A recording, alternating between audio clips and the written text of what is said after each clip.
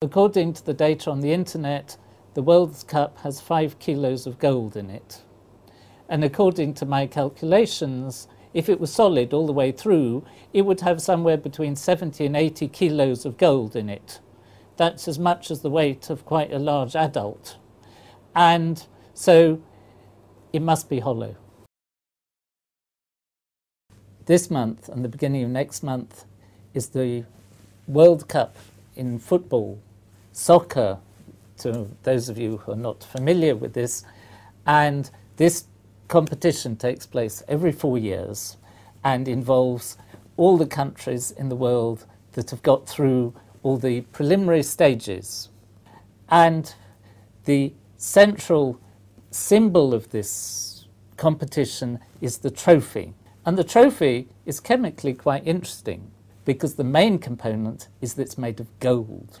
And everybody gets excited when they hear about gold. Gold is quite an unusual metal because it's really very soft. And you can't actually make anything that's very artistic out of pure gold. Well, you could make it, but then it's so soft that whenever people started handling it and a little roughly, it would start bending. A bit like trying to make things out of lead. And so people add other metals to the gold to make it tougher, to make it stronger.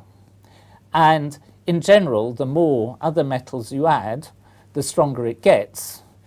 So with this big trophy, if it was made out of pure gold, the first time the footballer lifted it above his head, it would just bend.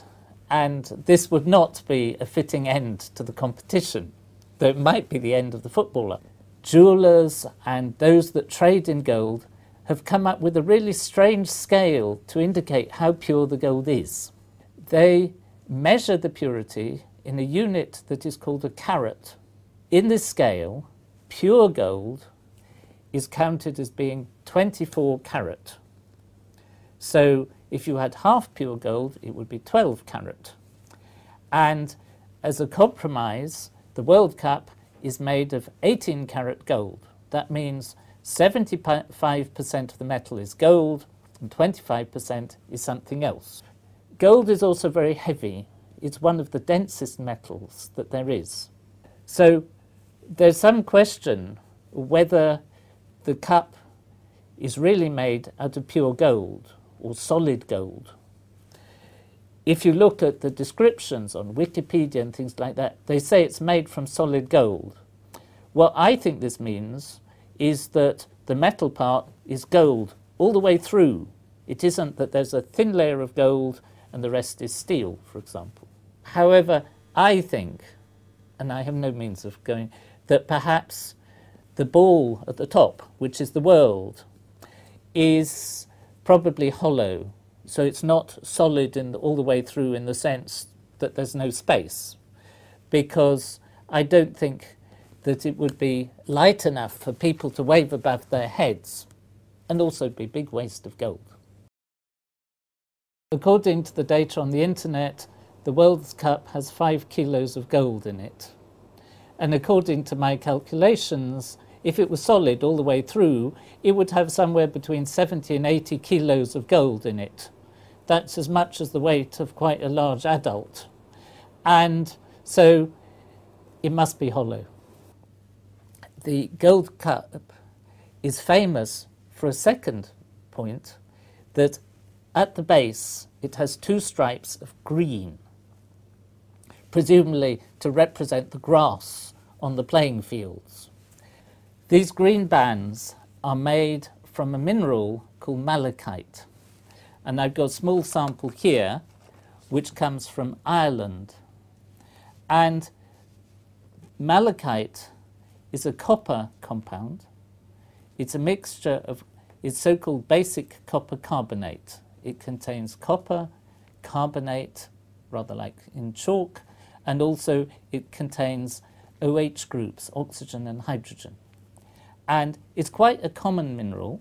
You can see, I got this sample from a souvenir shop in Ireland, but it is quite rare to get it in large pieces. As far as I'm aware, malachite isn't used for anything except decoration. And it looks really good and it's very expensive. But you can get quite a good imitation of malachite very cheaply. I visited Russia 40 years ago and stayed in a cheap hotel, and by the bed they had what looked like malachite tables. But if you looked at it, it was chipboard covered with a thin layer of green plastic, and it looked just the same. But I think on the World Cup they've got the real malachite. I'd be really upset to discover it was plastic and chipboard. I'm not very interested in football. I was a teenager when England won the World Cup in 1966. I didn't watch the game then, and I haven't watched the World Cup match since then. But perhaps I will watch something this year, because I'm going on a trip to Italy during the World Cup with Brady and my colleagues, and I'm sure they'll want to watch.